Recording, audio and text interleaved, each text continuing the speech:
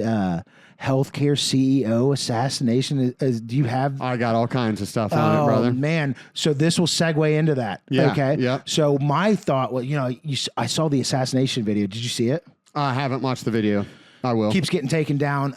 It's not like super graphic or anything like that, but like this dude it was definitely a hit, dude. This guy was waiting outside of his hotel, and he comes up and he's got a suppressor, a silencer on his handgun. And he falls up, and it looks like his gun keeps jamming. But from what I have seen, and from talking to some buddies at work that serve time, or in the military, serve time in the military, served our country, fought for our freedom.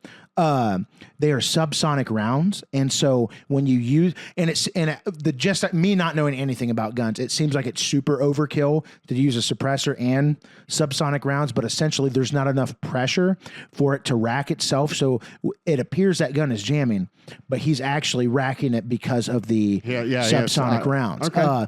And what blew my mind, call me naive, I know I see a lot of movies, and I know there's naughty, nasty things in this world, but you often forget that there truly is just a seedy underbelly of like hitmen and shit like that in the world. Yeah, isn't that something? There is hitmen. I don't know if I buy all of that.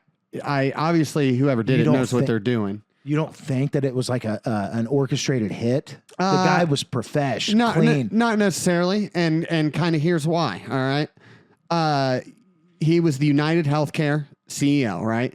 United Healthcare is the largest U.S. health insurer, providing benefits to tens of millions of Americans. I'm one of those who pay for more health care than in any other country. They had $372 billion in revenue in 2023. Revenue. So that's 372 billion with a B.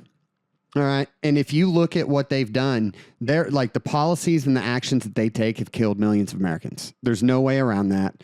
And today was the first time that you heard of anybody getting killed because of UHC or whatever, right? Mm-hmm. And that's because it happened to one of them. Now, obviously, as you alluded to, the video showed the gunman arrived outside the Hilton about 5 minutes before Thompson. He ignored several other people walking by. When Thompson approached the hotel, the gunman shot him in the back with a pistol and then continued firing even after the gun appeared to jam.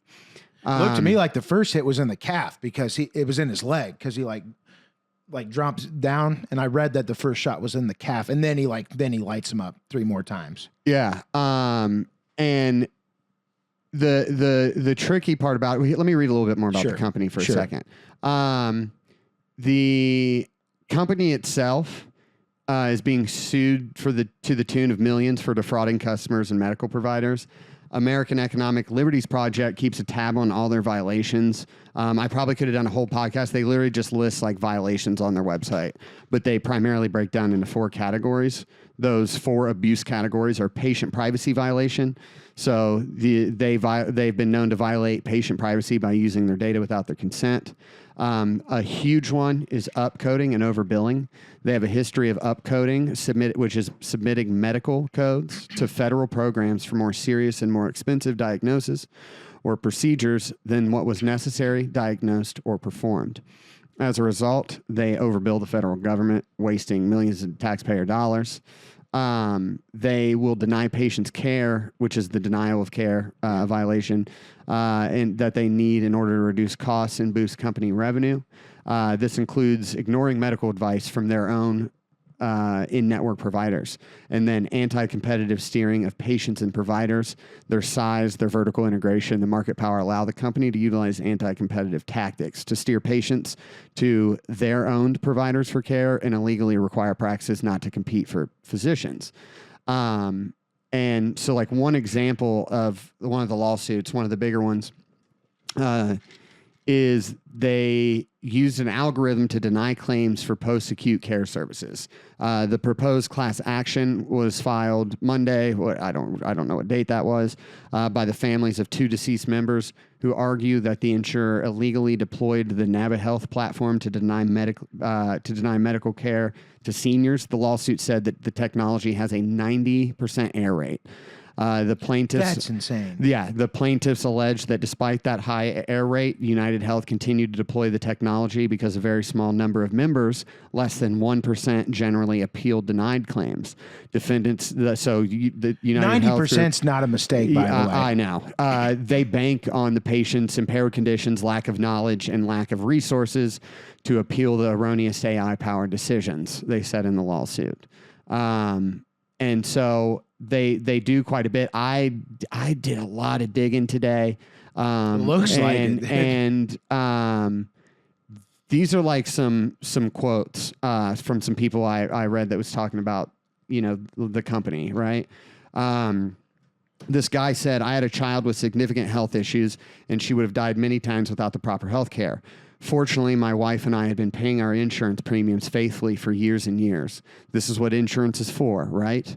Well, our insurance company retroactively canceled us back to a few days before she was born and then reversed their payments on all bills. We had an avalanche of bills show up in the mail.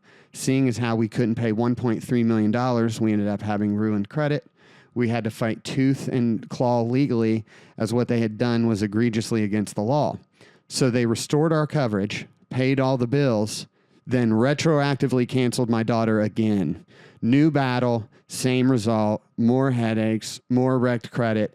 And consider that all during this time, we're raising a kid with serious health issues and just trying to stay afloat. Oh my God. If my daughter, this is a direct quote from this guy, if my daughter had actually died from all this corporate psychopathy, well, you know how it is. Violence is never the answer and all that, but I can't honestly say what a mental state I would have been in or what I would have considered doing or what someone else would feel in the same circumstance. And then he edited his comment. This is all off Reddit. Since this comment blew up quite a bit, I thought I'd include more context, which will only make you angrier when you get to know my little girl and what she went through. I kept a blog of all her struggles and what came after, which I will include. I discussed the insane hospital bill at one point and the ruinous effects it had on our lives too. I do have the link to his blog. If anybody wants it, hit me up. I'll send it to you. Email us on the Grease Trap. Yeah, that's right. The Grease Trap at OhioBroadcastingCompany.com. I'll send you this link. And then, so yeah, that's one example. And then I read, if you go to the nursing subreddit, these are people involved in it, and man, they're like exposing how terrible of a company this is. Like little stuff from, like they said all the time, they'll just be denying anti-nausea medicine to cancer patients because it's not necessary and shit. And it's like all to just squeeze profits, right? Also, if I looked it up, and United Healthcare does have the highest rate of denied claims out of any of the healthcare providers. Jesus Christ. So, those motherfuckers are evil. And Brian Thompson, the CEO of United Health Insurance Unit, that guy's evil, dude. Like, I get that he got shot, right? I get that. But the motherfucker is actively hurting society. Let me put it this way. When you watch fucking Batman and he gets sure he might not kill people. When you watch whatever superhero shit, when he gets the fucking evil dude, you don't cry about it. When Darth Vader dies, you don't cry about it. You know, when you read Robin Hood, you root for Robin Hood. But then all of a sudden when it gets to real life, everybody wants to be holier than thou. It's like, this dude's just a piece of shit. Yeah. And unfortunately, that's just the case of the matter. And, you know, I saw this quote: if you kill one person, you're a murderer. If you kill millions, it's a positive performance metric and shows growth for shareholders. And like, that's the truth that's the truth of the matter. And to those CEOs and those people who just try to squeeze every penny they can from everybody, they don't see us as people. We're a joke to them. Dollar signs, We're dude. dollar signs to them. They don't really see us as people.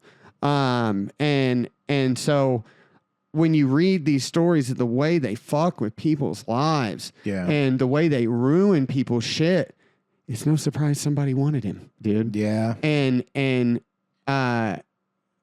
you know, maybe a few CEOs out there lose some sleep tonight. You don't think it was a more coordinated attempt than just a disgruntled patient or something?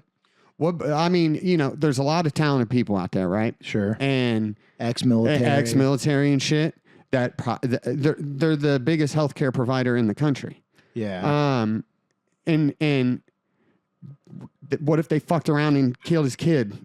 You know, essentially. Well, you gave one example of a Reddit comment, and I read that same thread, and that is probably just one of the more eloquently stated. But there's just so many examples. So many examples. Like, and if you read through it, it makes you sick. Yeah, and I'm not going to sit here and act like I'm holier than thou. Like them motherfuckers think that they can do whatever they want with human lives and that they control every fucking thing. They don't. They don't. We'll be right back after this.